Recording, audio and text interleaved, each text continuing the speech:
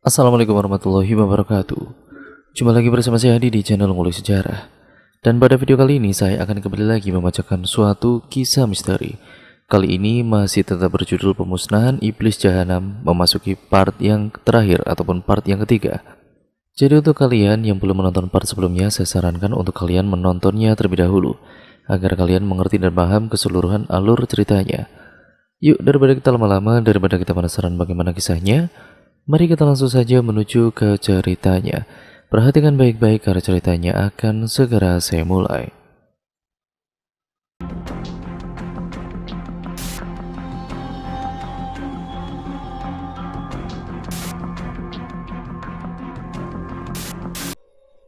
Orang tuaku akan segera terbang dari Surabaya ke Jogja.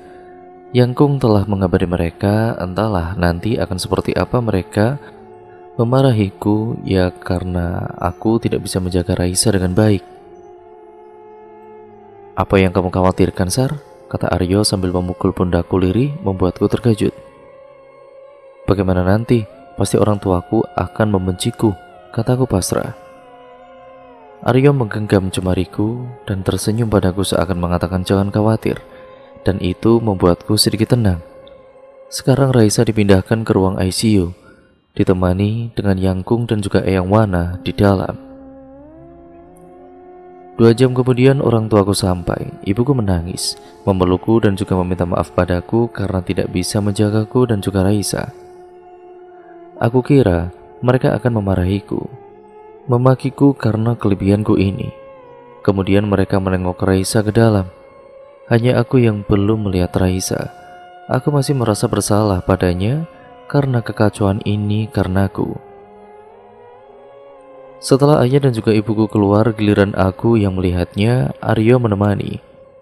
Kulihat ia terbaring di sana dengan infus terpasang di tangannya, oksigen dan juga alat-alat lain.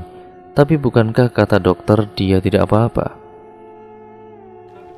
Aryo, kita harus bisa bicara pada Eyang, ajakku pada Aryo.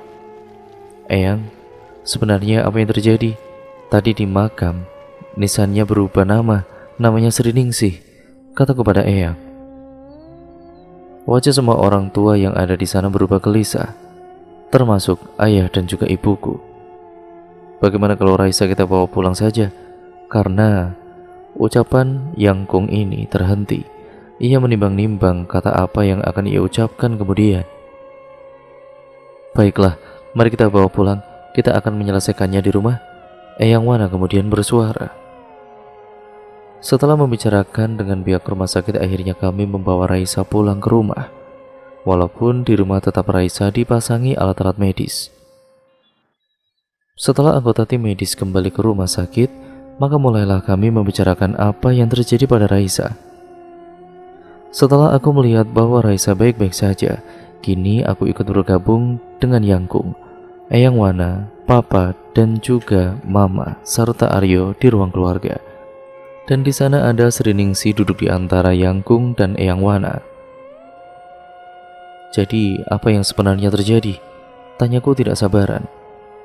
Duduklah dulu, nak, kata mamaku sambil menepuk sofa di sebelahnya, dan aku menurut untuk duduk dengan manis di sana. Sebenarnya, Yangkung membuka pembicaraan, namun ia terlihat ragu-ragu ingin meneruskan.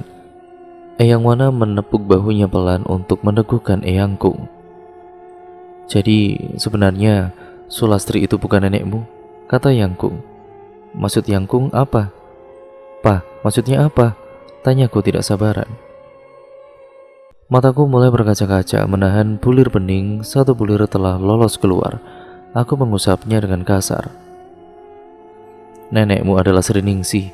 Jadi Sulastri adalah adik dari Sri. Namun Sri mengorbankan dirinya untuk menyelamatkanmu.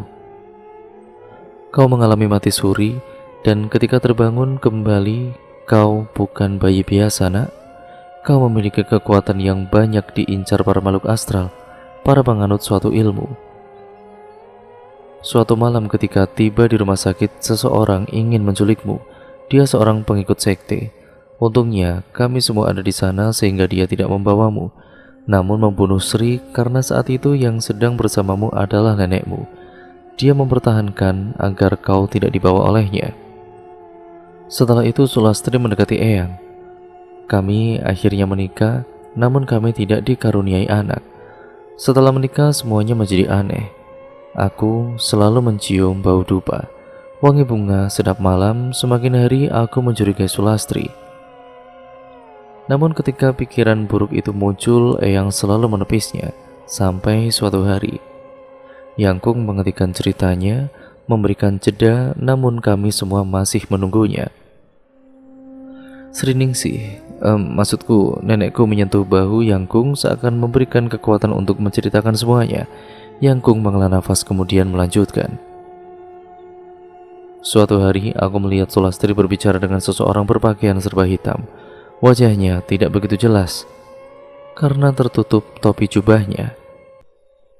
Aku mendekat mendengarkan apa yang mereka bicarakan. Aku mendengar bahwa Sulastri akan menjadikanmu persembahan kepada iblis agar ilmunya menjadi sempurna. Aku terkejut mendengarnya. Dengan bergegas aku menyuruh kedua orang tuamu membawamu pergi dari sini. Kemudian aku pergi menemui Wana, karena dia satu-satunya temanku yang memiliki kemampuan supranatural. Wana menjagamu di rumahnya karena di sana aman. Kau anak yang begitu polos dan juga baik. Kau menuruti semua yang Sulastri katakan. Kami membuatmu sangat terancam. Pada malam bulan purnama, Sulastri memulai rangkaian ritualnya. Dia tidak mengetahui kau tidak ada di rumah. Sampai pada saatnya tiba, dia mencarimu namun tidak menemukanmu. Dia menanyakan padaku di mana kamu berada. Dia berkata ingin mengajakmu melihat pagelaran tari. Namun aku membongkar semua niat jahatnya. Jadilah perang mulut antara aku dan Suka Sulastri. Ia mulai menyerangku, memukulku, dan menusukku dengan pisau. Lenganku tergores. Aku membalasnya mencoba menusuknya.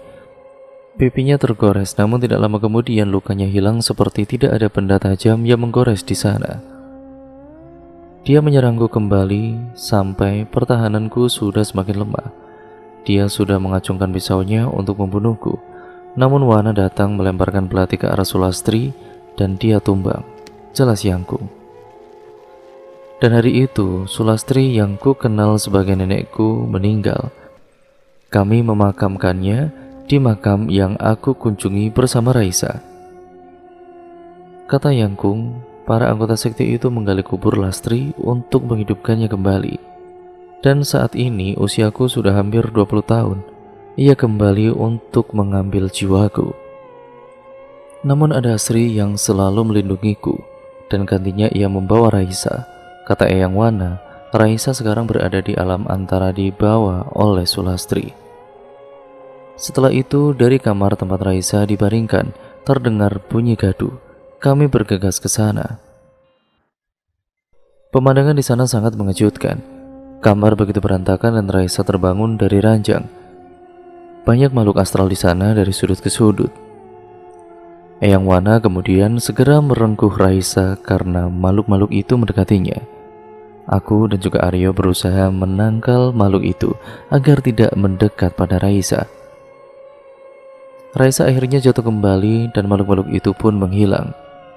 Kita harus segera membawa jiwa Raisa kembali sebelum makhluk-makhluk yang ingin hidup kembali mengambil alih jasadnya, kata Eyang Wana.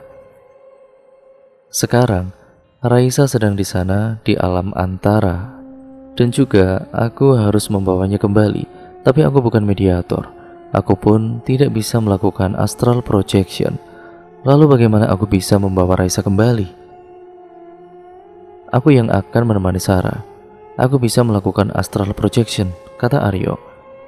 Untunglah ada Eyang Wana dan Aryo yang selalu membantu kami. Kami bisa mengatasi semua kesulitan dengan bantuan mereka. Ingat, ketika di alam antara, tugas kalian hanya menemukan Raisa dan mengakhiri semuanya. Jangan melangkah terlalu jauh, atau kalian akan kehilangan jalan untuk kembali, Eyang Wana mengingatkan. Sekarang kami semua berada di ruang tengah untuk melakukan astral projection. Lebih tepatnya aku dan Aryo. Ini adalah pengalaman pertamaku untuk melakukan ritual ini. Harapanku, semoga aku dan juga Aryo bisa cepat menemukan Raisa, dan semua kegilaan ini berakhir agar keluarga kami bisa hidup dengan normal kembali. Aku dan juga Aryo berbaring di tengah-tengah Yangkung, Papa, Mama, dan Eyang Wana. Eyang Wana memberikan instruksi kepada kami berdua. Perhatikan bunyi ini, semakin dalam dan kalian akan mengantuk. Fokuslah pada bunyi ini, tenang dan semakin dalam. Lama-lama aku merasa mengantuk.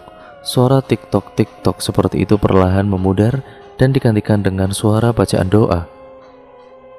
Suara itu lalu terngiang di kepalaku. Akhirnya aku membuka mata dan aku melihat tubuhku dan juga tubuh Aryo terbaring di tengah-tengah kerumunan. Aku berhasil dan rasanya tidak sakit. Aku berpaling ke sisi yang lain dan Aryo juga sama, telah keluar dari raganya. Sungguh aku tidak percaya bagaimana bisa ini terjadi. Aryo, Sarah, sekarang apa yang kalian lihat di sana? Suara Eyang Wana masih bisa kami dengar. Kami hanya melihat tubuh kami, dan ketika kami berbalik di sana, di belakang kami terdapat sebuah danau yang sangat luas di sana. Kami melihat danau, Eyang, kata Aryo kemudian. Sekarang kalian menyeberanglah ke sana. Di seberang danau itu tempat Raisa berada. Akhirnya, di dalam kegelapan kami bergegas menuju danau tersebut. Namun kami tidak dapat menemukan alat yang bisa membawa kami ke seberang sana. Tidak ada perahu atau apapun di sana. Danau ini mungkin sangat dalam dan aku tidak terlalu mahir berenang. Aryo, bagaimana kita bisa ke sana? Gak ada apapun yang bisa membantu, kataku putus asa. Bagaimana kalau kita berenang saja? Kita tidak punya banyak waktu. Aku menggeleng dengan usul Aryo itu. Sangat berbahaya bagaimana kalau kita tenggelam dan tidak bisa kembali lagi ke dunia manusia. Sarah, Aryo, waktu kalian tidak banyak, segeralah ke sana. Suara Eyang Wana kembali mengisi pendengaran kami. Tapi Eyang, di sini tidak ada apapun yang bisa membantu kami untuk menyeberang, kataku padanya. Kalian ada di dunia yang tidak nyata, lihatlah sekarang danau itu kering. Kami menoleh kembali ke arah danau itu dan benar saja danau itu kering dan dasarnya pun tidak dalam. Kalian harus meyakini satu sama lain agar bisa menyelesaikan semua ini. Kalian harus saling percaya dan bekerja sama. Yakinlah bahwa semua yang kalian lihat adalah suatu ilusi saja, kata Eyang Wana lagi. Aku dan juga Aryo kemudian berjalan ke dalam danau tersebut. Sarah, percayalah padaku, apapun yang terjadi, aku akan membawamu dan juga Raisa kembali ke dunia kita, kata Aryo sambil menggandeng tanganku. Aku berusaha untuk percaya padanya. Kami menyusuri danau itu. Karena luasnya danau itu, kami tidak kunjung sampai di seberang. Yuk, kita istirahat dulu ya, aku capek, kataku pada Aryo. Sarah, kita sebentar lagi sampai, tinggal beberapa langkah lagi. Ayo jalan lagi, kata Aryo sambil menarik tanganku. Sungguh, kami berada di tengah-tengah danau ini. Jadi bagaimana Aryo bisa mengatakan bahwa tinggal beberapa langkah lagi? Aku hendak memprotes namun kakiku mulai terasa basah. Aku melihat ke bawah dan air semakin naik. Aryo, lihat, ada air dan semakin banyak, kataku panik. Aryo menarik tanganku, kita berlari menuju pinggir danau. Namun air semakin banyak dan tinggi. Sekarang setinggi dada hingga kami tenggelam. Namun kami masih berusaha untuk berjalan. Aku sudah tidak kuat lagi. Air seakan mencekiku, memenuhi paru-paruku, membunuh oksigen di dalam sana. Aku hampir kehilangan kesadaran, namun sebisa mungkin aku tetap terjaga. Aryo berusaha keras untuk membebaskan kami dari kubangan air yang menyiksa ini. Tapi aku benar-benar sudah tidak kuat. Pegangan tanganku pada Aryo pun terlepas. Aku tenggelam semakin dalam.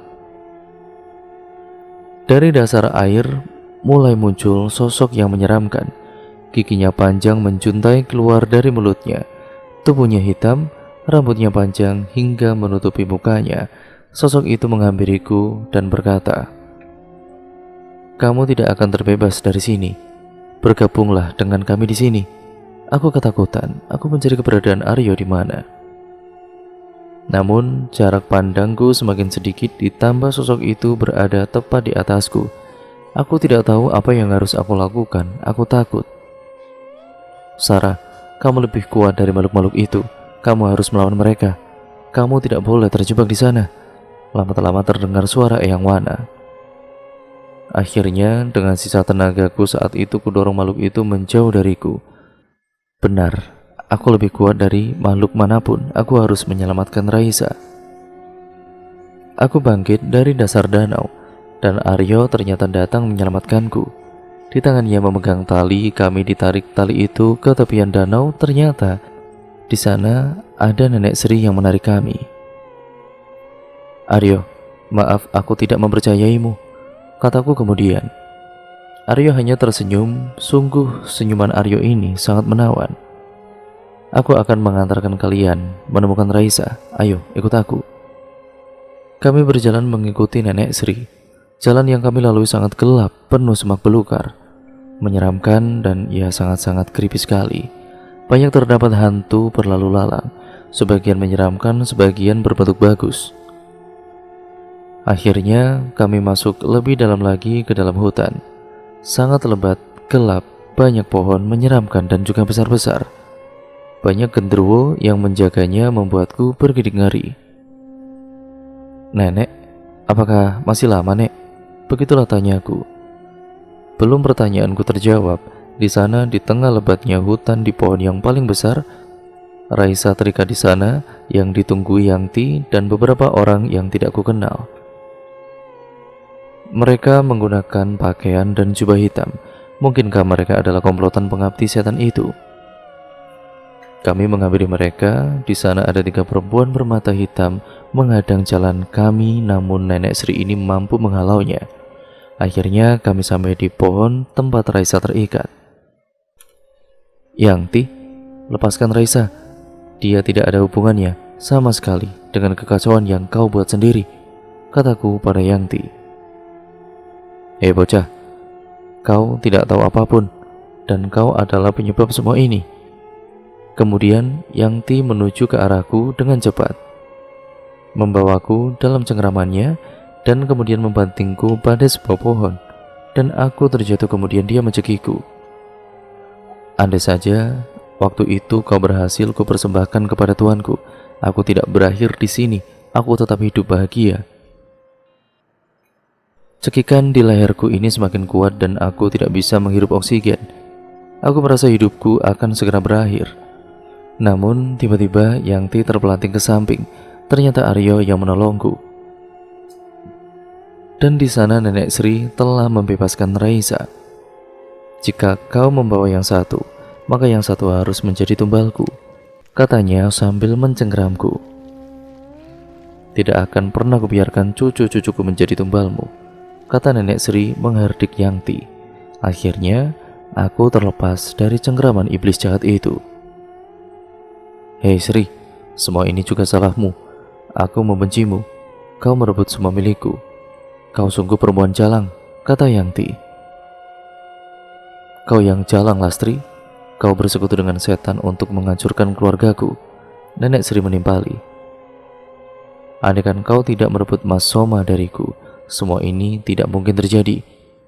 Kau mendapatkan semuanya, harta ayah, Mas Soma, kebahagiaan, sedangkan aku harus menahan rasa sakit sendirian.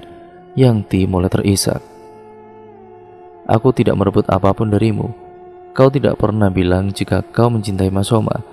Masalah harta, kau mendapatkan lebih banyak. Kau yang memutuskan untuk menjauh dan membawa sendiri luka hatimu. Diam kau jalang. Sekarang aku akan membunuhmu dan seluruh keluargamu. Hahaha. Suara tawa Yangti menggelegar, memekakan gendang telinga, serasa akan pecah karenanya. Dan detik berikutnya, aku tidak tahu apa yang terjadi. Kesadaranku hilang, semuanya gelap. Sarah, Sarah, bangun. Lambat-lambat aku mendengar banyak suara yang memanggilku. Aku membuka mataku yang masih berat. Kukucek mataku untuk melihat sekitar. Di sini masih penuh kegelapan, dan itu berarti aku masih di alam antara. Dan aku dikelilingi oleh Laila si kuning kecil, Artika si gadis balkon, dan yang lainnya yang pernah kutolong. Kami akan membantumu, Sarah, seperti kamu telah membantu kami. Sekarang ayo kita tolong mereka, kata Artika sambil menunjuk ke seberang. Di sana Nenek Sri, Aryo dan juga Raisa terikat di pohon. Di bawahnya kayu-kayu bakar tertata rapi. Astaga, iblis itu ingin membakar mereka. Eyang Wana, bagaimana ini? Tolong aku. Kataku memanggil Eyang Wana, tapi tidak ada jawaban darinya. Wana, tolong cucu-cucuku. Aku memiliki alat untuk membunuh Lastri. Aku menyimpannya di balik lukisan Sri. Aku akan mengambilnya dan hantarkan pada Sarah, kata Yangkung pada Eyang Wana. Aku bisa mendengarnya dengan segurat senyum terukir. Sarah, kami akan mengulur waktu agar iblis itu lebih lama melakukan ritualnya, kata Artika. Aku pun hanya mengangguk saja dan mengikuti mereka. Tidak lama dari belakang seseorang menepuk pundakku. Itu Eyang Wana. Sarah, ayo selesaikan, katanya. Aku mengambil belati yang dibawa Eyang Wana. Aku dan juga Eyang Wana menuju tempat ritual itu. Di sana banyak anggota lain yang menghalangi. Dengan sisa kekuatan dan bantuan Eyang Wana, aku membasmi mereka. Dan sekarang Ratu Ilmu Hitamnya yang kami hadapi. Yang Timurka kembali dan dia merapalkan suatu mantra. Tiba-tiba sebuah pohon menjadi hidup. Rantingnya memanjang dan melilit Eyang Wana. Kemudian melilitku juga. Aku menjadi sesak. Napasku tercekat, pohon itu semakin kuat mencengkram, dan energiku semakin menurun. Sarah, ayo kamu bisa. Kamu lebih kuat dari iblis itu. Aku sudah tidak bisa melihat dengan jelas para makhluk astral itu, tapi aku yakin itu adalah teman-temanku. Sebelum energiku benar-benar habis, aku harus menyudahi kegilaan ini.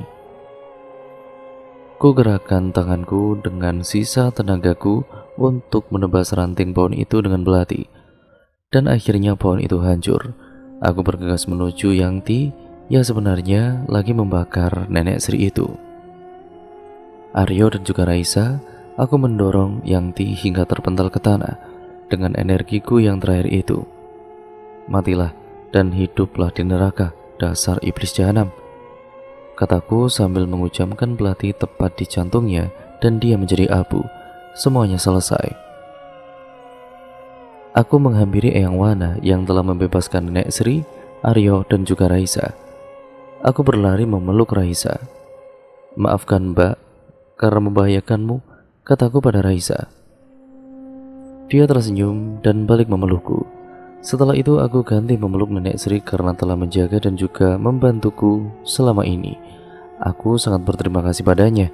Dan aku memeluk Aryo juga selalu membantuku. Sekarang kalian harus kembali ke dunia nyata.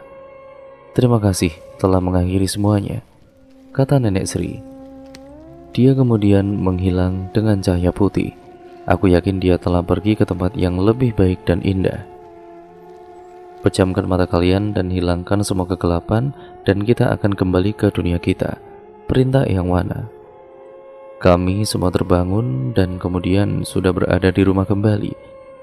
Mama berteriak karena Raisa telah bangun. Papa memelukku. Akhirnya semua ini telah berakhir. Selamat Sarah, kamu telah berhasil. Aku mendengar suara seseorang tapi tidak bisa melihatnya. Aku tahu itu pasti suara Artika. Aku hanya tersenyum. Sekarang ini bukan masalah besar. Yang terpenting kami semua telah terbebas dari belenggu kegelapan. Itu sudah melegakan. Setelah penyelamatan Raisa dan pemusnahan si iblis Lastri, keesokan harinya aku, Raisa dan juga Yangkung, Papa dan juga Mama ziarah ke makam nenek. Kami membeli bunga dan air mawar di pintu makam. Biasanya ketika pergi ke pemakaman aku dapat melihat makhluk-makhluk astral. Namun sejak semalam aku tidak dapat melihat entitas yang energinya sangat sedikit. Hanya dapat mendengar lambat-lambat suaranya. Mbak Sarah, kok tumben kamu diam saja? Biasanya kan kamu bilang kalau di sana ada perempuan yang memegangi kepalanya. Seletuk Raisa yang lagi-lagi membuat penjual bunga bergidik ngeri. Aku memukul pelan tangan Raisa agar diam, sedangkan yang lain hanya bergeleng kepala sambil tersenyum melihat tingkah kami. Aku senang karena Raisa telah kembali. Jadi kami ya bisa berbagi cerita kembali. Dan yang lebih membahagiakan lagi, keluarga kami kembali aman dan tentram. Wana mengundang kita untuk makan siang di rumahnya. Ayo kita ke sana sekarang, ajak Yangkung. Kata Eyang Wana, semua ini harus dirayakan, jadi kami akan makan bersama di rumah Eyang Wana. Tidak membutuhkan ataupun memerlukan waktu yang lama untuk sampai di rumah keluarga Aryo. Sesampainya di sana, kami disambut oleh Eyang Wana, Aryo, serta ada seorang pria dan wanita seusia orang tuaku pada kala itu. Mama kemudian memeluk perempuan itu. Lama tidak ketemu ya, apa kabar? Mereka tampak akrab sekali. Kemudian mama ini mengenalkan aku dan juga Raisa kepada dua orang itu, yang ternyata adalah orang tua Aryo. Ayah Aryo namanya Wibowo. Ia adalah direktur suatu perusahaan di Lombok. Sedangkan ibunya ya namanya Mira. Dia adalah pemilik pusat perbelanjaan di Lombok juga. Maka dari itu Aryo tinggal di Jogja bersama kakeknya.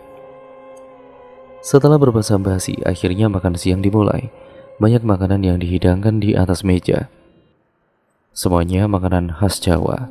Dan yang paling enak tentunya gudeg kesukaanku. Rasanya semua gudeg itu ingin kulahap sendirian. Setelah selesai makan siang, kami menuju ruang keluarga. Kata orang tua Aryo, kami akan menonton film lawas dari DVD. Padahal kan kami bisa pergi ke bioskop atau kita jalan-jalan saja. Kata Tante Mira, mereka ingin bernostalgia mengenang masa muda mereka. Ketika aku hendak duduk, tiba-tiba Aryo menarik lenganku, katanya, "Sarah, kamu gak lihat di situ ada Mbak Uyut? Jangan asal duduk gitu dong." Aryo setengah membentakku. Tidak biasanya dia begitu padaku, tapi aku memang benar-benar tidak melihat siapapun di kursi itu. "Tapi yuk, aku tidak melihat siapapun di sana," kataku sambil menunjuk kursi yang kosong itu. "Apa maksudmu tidak melihat, nak?" tanya Eyang Wana. Eyang Wana pun menanyakan hal tersebut. Aduh, apakah aku ini buta atau apa? Apakah hanya aku yang tidak bisa melihat wujud dari Mbak Buyut itu? Aku menjadi takut dan mulai menangis. "Yangkung, apa aku buta ya? Apakah hanya aku yang tidak bisa melihat Mbak Uyut? Kalian semua bisa melihatnya?" tanyaku dengan frustasi. "Apakah kau benar-benar tidak melihat? Bagaimana bisa? Harusnya hanya kalian bertiga yang bisa melihatnya." "Sarah, kau tidak melihat wanita yang dahinya ada batu berliannya?" tanya Yangkung pada kala itu. Aku hanya menggeleng dan berkata, "Dari semalam aku bahkan tidak melihat entitas apapun. Aku senang tidak bisa melihat mereka. Aku bisa tidur nyenyak, tidak perlu melihat hal-hal yang menyeramkan. Bisa hidup seperti orang normal seperti biasanya hidup yang dahulu selalu aku inginkan. Tapi entahlah, ada sesuatu yang kurang menurutku." Acara bernostalgia akhirnya batal dan berubah menjadi acara melihat apakah ada yang salah dengan diriku. Sungguh kenapa hari yang sempurna tidak bisa hinggap dalam diriku? Ya sekali saja. Semenjak aku membuka diri untuk bersinggungan dengan mereka yang tidak terlihat itu, hidupku semakin kacau saja. Eyang Wana memeriksaku dengan tenaga dalam, mencari di mana titik indera keenamku. Setelah ditemukan, dia mentransfer energinya. Di bagian itu rasanya ada sesuatu yang sangat menjalar. Rasanya awalnya menggelikan, namun ketika masuk terlalu dalam, rasanya nyeri dan juga sakit sekali. "Sarah, sepertinya mata ketigamu rusak cukup parah. Oleh karena itu, kau tidak bisa melihat mereka kembali," kata Eyang Wana menerangkan. "Mengapa bisa begitu?" Aku penasaran mengapa bisa demikian. "Malam itu, kau itu mengerahkan semua energimu, nak. Karena energimu banyak yang terbuang, dan itu menyebabkan mata ketigamu kehilangan fungsi secara penuh. Tapi aku yakin, kau masih bisa merasakan kehadiran mereka, namun hanya yang memiliki energi kecil saja." Aku mengangguk-ngangguk mendengar penjelasan Eyang Wana. "Lalu, aku harus bagaimana?" tanyaku. "Kamu memiliki dua pilihan. Pertama, kita bisa mengobatinya dan kamu bisa memiliki kemampuanmu kembali. Dan kedua, biarkan saja dan hidup sebagai manusia normal," jelas Eyang Wana. Aku ingin hidup seperti orang normal lainnya. Cukup tidur, tidak bersinggungan dengan alam antara karena aku adalah makhluk yang masih hidup. Aku terdiam memikirkan perkataan Eyang Wana. Apakah aku benar-benar menginginkan kehidupan normal atau aku akan mengembalikan kemampuanku itu? Sarah, kau sudah menentukan pilihanmu. Tiba-tiba suara seseorang membuyarkan lamunanku. Aku menoleh ke belakang, ternyata Aryo dan Raisa. Mereka kemudian menemani aku duduk sambil memikirkan pilihanku itu. Mereka nampaknya bosan dengan film lawas yang ditonton orang-orang tua. Maklum, kami beda generasi. Mbak, tentukan sesuatu dengan hatimu. Aku tahu setiap pilihanmu itu adalah yang terbaik, kata Raisa. Memang anak itu selalu nampak lebih dewasa jika mengenai pilihan. Aku selalu bahagia karena memiliki adik yang selalu mengerti diriku. Sarah, maafkan aku ya, karena tadi membentakmu, kata Aryo kemudian. Aku hanya mengangguk dan tersenyum padanya. Dan setelah 30 menit memikirkan ini, dibantu Aryo dan juga Raisa, aku telah menentukan. Kami bertiga kemudian menyusul orang-orang tua yang menonton film. Mereka nampak bahagia karena bisa mengenang masa muda mereka. Ketika melihat kami, akhirnya Mama bertanya, "Apakah kamu sudah tahu jawabannya, Nak?" Aku menghampirinya dan memeluknya. Rasanya baru kemarin Mama memarahiku karena membual tentang hantu. Dan hari ini Mama peduli tentang pilihanku dan aku senang sekali. Eyang Wana, mari kita perbaiki mata ketigaku dan kita membantu mereka yang membutuhkan bantuan. Karena aku sudah nyaman dengan kehidupanku di antara mereka. Papa dan juga Mama, enggak keberatan kan dengan pilihanku? Kataku kemudian. Tidak ada kekecewaan di wajah siapapun ketika aku mengutarakannya. Yang terlukis di sana hanya dukungan dan ada kebanggaan. Akhirnya pengobatan pertama dilakukan. Kata Eyang Wana, aku memerlukan waktu 2-3 minggu untuk memulihkan semuanya. Kita sebagai manusia tidak bisa memilih bagaimana bentuk fisik, takdir dan talenta yang diberikan oleh Tuhan, Sang Empunya alam semesta ini. Namun kita bisa memilih bagaimana cara kita mengembangkan sikap, talenta, dan tumbuh menjadi manusia yang berakhlak dan menjalankan perintah Tuhan.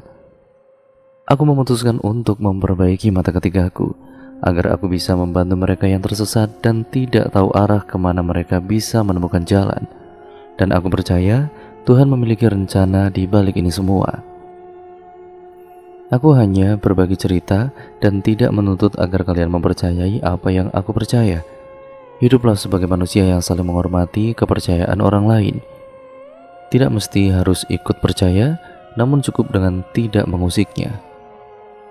Setelah pengobatanku selesai, aku kembali melihat mereka, si Kuning, Artika, Nenek, dan kemudian mereka pun mengucapkan perpisahan dan terima kasih, serta mereka berkata akan menungguku di sana.